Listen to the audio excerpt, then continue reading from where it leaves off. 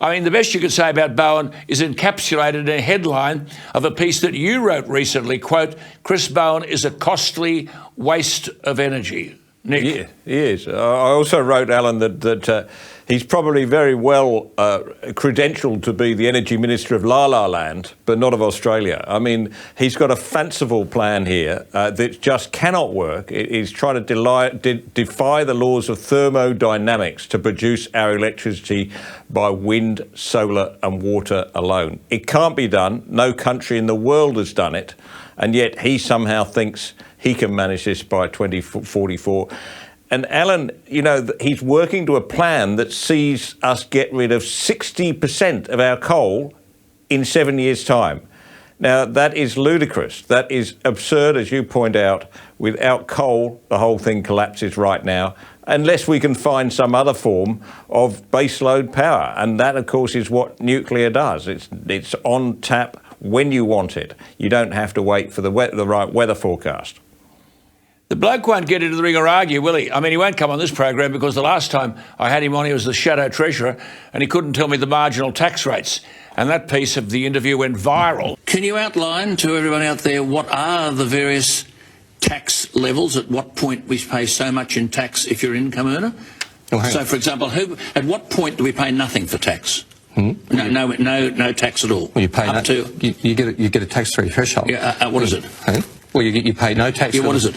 Well, you get a low-income earners tax offset. Tax-free threshold? You get a low-income earners tax offset, which then provides... What is the tax-free threshold? Well, Alan, hang on. What is the tax-free? There's a point up to which we don't pay any tax. What is that And point? then you get a low-income tax offset, which provides a refund to low and middle-income earners, Alan, at which and we you pay raise no high-income superannuation. I mean, the fellow's the treasurer, Chris, I'll give you the answer. The answer's 18,200. Between 18,200, where do we go to the next point? That's right. Where is it?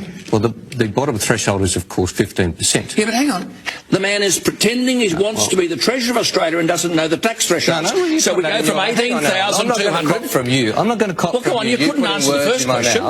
Because I'm here to talk to you about serious issues. What's the next threshold? I'm not going to do a pop quiz with you. What's the next threshold from 18,200? I'm not going to do a pop quiz with you. What is the next threshold from 18... I repeat, from 18,200 we then move to the next tax threshold.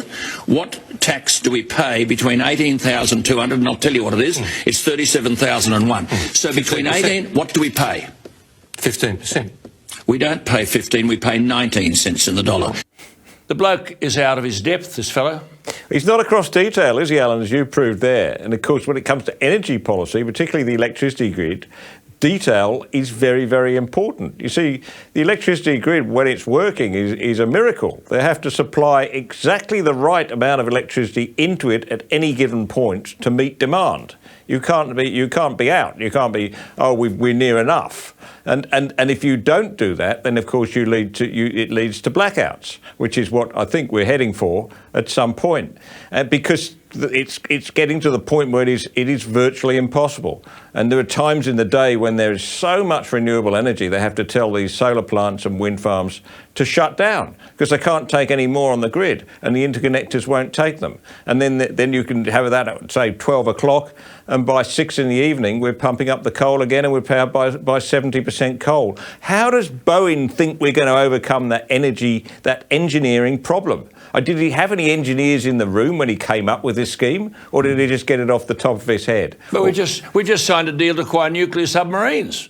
Well, exactly. I mean, if Bowen thinks that nuclear waste is toxic, he should be opposing the buying of nuclear submarines, shouldn't he?